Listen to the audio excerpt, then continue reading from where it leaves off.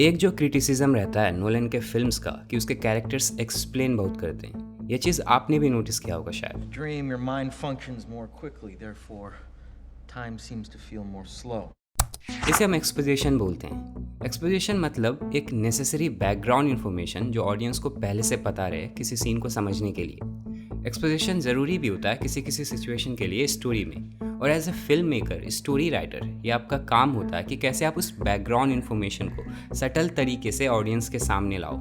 ऐसा नहीं लगना चाहिए कि सामने से बता रहा हो, लेकिन नॉलन में आई थिंक ये कभी कभी लगता है। So a wormhole bends space like this, so you can take a shortcut through a higher dimension. Nolan की फिल्म्स कंसेप्चुअली थोड़ा कॉम्प्लिकेटेड होती है, और एज ए फिल्म मेकर आपको ऑडियंस को भी कंसिडर करना होता है। जिस तरह के एब्स्ट्रैक्ट कॉम्प्लेक्स आइडियाज़ पे वो काम करना पसंद करता है, वो आइडियाज़ हमारे एवरीडे एक्सपीरियंस से काफ़ी अलग होता है। चाहे वो सपने के अंदर से चोरी करना हो, या ग्रेविटी के कारण आपका समय धीमा होना, या एंट्रोपी को कम करके समय में पीछे जाना हो। These are unusual things to experience. कुछ चीज़ें होती है ना जो भले ही पॉसिबल ना हो, पर वो पूरी तरीके से इम्पॉसिबल भी नहीं होते हैं। और ये पॉसिबल और इम्पॉसिबल के बीच का जो जगह है, वहीं आता है film maker. That's the sweet spot. Interstellar भले ही एक साइंस फिक्शन हो, लेकिन मूवी रियल फिजिक्स पे बेस्ड है। आई मीन कुछ जगह एग्जैगरेटेड था, लेकिन फिल्म का मेन साइंटिफिक एस्पेक्ट है टाइम डायलेशन। वो चीज़ रियल है। I mean time dilation is an actual natural phenomenon. In fact हर एक इंसान यहाँ धरती पे भी अपने एलिवेशन के हिसाब से, अपने मोशन के हिसाब से, अपने स्पीड के साथ एज हो रहा है। हम सब एक साथ नहीं बड़े हो रहे हैं, लेकिन इतने छोटे स्केल में हमारे लिए डिफरेंस इतना कम होता है कि वी डोंट सी इट। लेकिन डिफरेंस दिखेगा अगर हम इंटरस्टेलर ट्रैवल करें तो। और इंटरस्टेलर में सिर्फ इस टाइम डिफरेंस को ही नहीं देखते। आई मीन साइंस तो अपीलिंग है ही फिल्म का, लेकिन फिल्म का इमोशनल कोर है एक बिखरा हुआ family. Don't let me leave, Murph!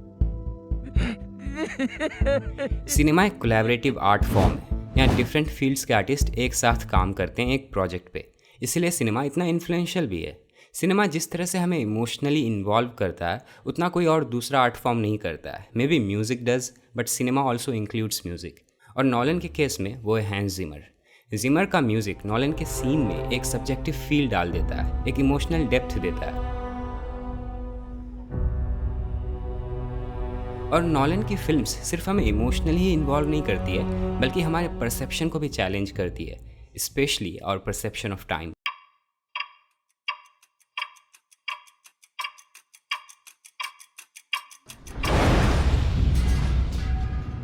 Nolan के स्टाइल का की कंपोनेंट है non linearity of time. Simple words में कहे तो नॉलन के फिल्म में यूजुअली टाइम स्ट्रेट लाइन में नहीं होता है। उसके मूवी में पास्ट, प्रेजेंट, फ्यूचर सब एक साथ होता है। अगर आप उसके फिल्म को देखोगे तो it is natural that you might get confused. ये नॉन लीनियर स्टाइल आप उसके पहले फीचर फिल्म में भी देख सकते हो, following. It is a short black and white film released in 1998। अच्छी फिल्म है एक्चुअली। इस फिल्म में और इंसेप्शन में आपको थीमेटिक सिमिलैरिटी भी दिखेगा।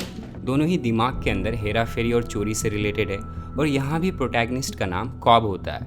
इनफैक्ट इस फिल्म को आप इंसेप्शन का पहला ड्राफ्ट भी बोल सकते हो। फॉलोइंग के बाद नॉलन को ब्रेक थ्रू मिला मोमेंटो फिल्म में, जिस कारण वो लाइमलाइट में आया, और साथ उसका नॉन लीनियर स्टोरी टेलिंग भी।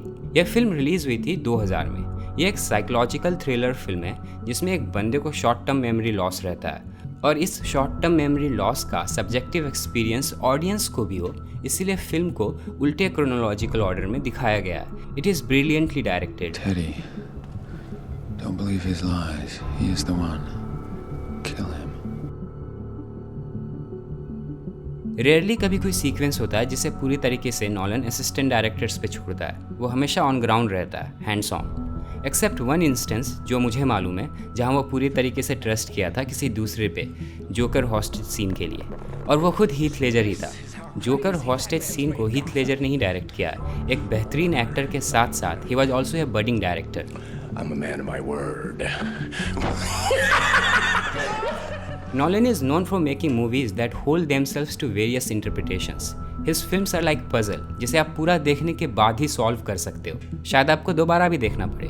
His movies require your attention and engagement. आप उसके फिल्म्स को सिर्फ पैसिवली इंजॉय नहीं कर सकते हो, it involves you subjectively. It shows us our individual realities. In fact Nolan के फिल्म में कोई ऑब्जेक्टिव ट्रूथ होता भी नहीं है, और शायद यही रीज़न है कि उसके फिल्म में कैरेक्टर्स एक रिग्रेट और पछतावा के साथ ही जीते हैं, क्योंकि वो खुद को इसी ऑब्जेक्टिव ट्रूथ के खोज में झोंक देते हैं जो कि कभी था ही नहीं। She sacrificed, Robert. That's the price of a good trick. But you wouldn't know anything about that, would you? Nolan के फिल्म्स भले ही कंसेप्चुअली हेवी हो या नॉवल लगे, लेकिन Nolan as a film maker काफ़ी ट्रेडिशनल है एंड ओल्ड स्कूल। वो एक तो सेलुलॉइड फिल्म में शूट करता है, ना कि डिजिटल फिल्म में, और यूजुअली एक्शन सीन्स को छोड़ के वो हमेशा सिंगल कैमरा ही यूज़ करता है, और उसके फ्रेम्स में यूजुअली सिंगल सब्जेक्ट ही होते हैं। हार्डली कभी आपको लॉन्ग पैनिंग देखने को मिलेगा या कोई impossible camera angle. He has a kind of simplistic approach when it comes to shooting.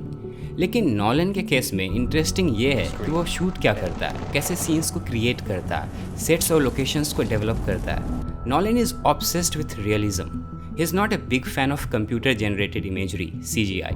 वो maximum cheese on camera he shoot करता है। चाहे आइडिया कितना ही एब्स्ट्रैक्ट रहे, वो पहले रियल लाइफ में उसे एग्जीक्यूट करता है, फिर उसे कैमरा में कैप्चर करता है। चाहे ज़ीरो ग्रेविटी में लड़ना हो, या प्लेन क्रैश कराना हो, या 5 डायमेंशनल टेजरेक्ट को दिखाना हो।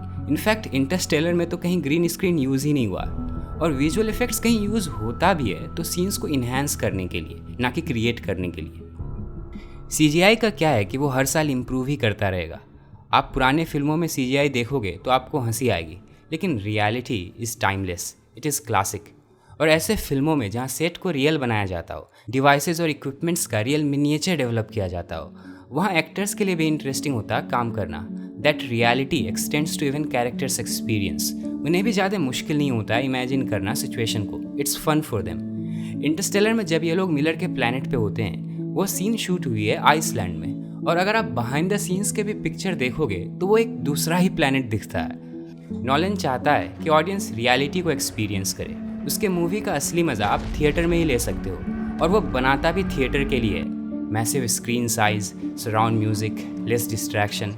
जब बॉब डिलन को 2016 में लिटरेचर में नोबेल प्राइज़ मिला था, तो उन्होंने अपने एक्सेप्टेंस स्पीच में लिखा था कि मुझे नहीं मालूम था कि मेरे गाने लिटरेचर में भी आते हैं, क्योंकि as a singer song writer आप लिखते हो इस इंटेंशन के साथ कि लोग उसे सुनेंगे, और गाने की खूबसूरती भी सुनने में ही है। शेक्सपियर लिखा था ये दिमाग में रखते हुए कि उसे स्टेज में एक्ट किया जाएगा, लोग इसे देखेंगे।